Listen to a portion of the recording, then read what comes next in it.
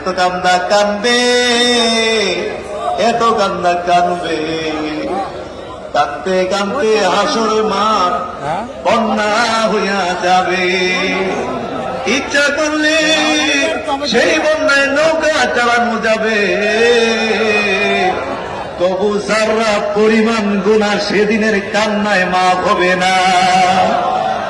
আর আমার নবীজি তিরমিজি শরীফের হাদিসের মধ্যে বলে, এই দুনিয়াতে আল্লাহ পাকের আযাবের ভয়ে, আল্লাহ পাকের আযাবের ভয়ে, জাহান্নামের আযাবের ভয়ে কান্দে। আর চোখের কোণা দিয়ে যদি মাত্র একটা মাছির মাথা পরিমাণ পানি বাহির হইয়া যায়, জিন্দেগির গুনাহ মাফ হইয়া যাবে, জিন্দেগির গুনাহ মাফ হইয়া যাবে, জিন্দেগির গুনাহ মাফ হইয়া যাবে। দুটা চোখের পানি সারিয়া দিয়া পড়েন না, আস্তাগফিরুল্লাহ রাব্বি মিন কুল্লি যামবি ওয়া আতুবু ইলাইহি, লা হাওলা ওয়ালা কুওয়াতা ইল্লা বিল্লাহিল আলিয়্যিল আযীম।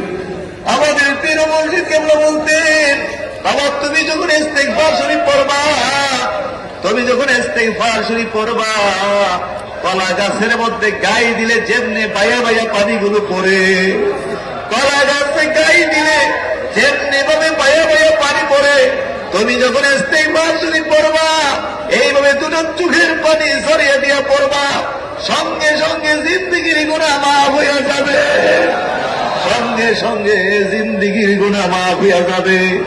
তাই দেখেন না, দুইটা চোখের ফোঁটা, দুইটা চোখের পানির ফোঁটা এই মাটিতে রাখা যাওয়া যায়নি, সাক্ষী বানায় রাখা যায়নি।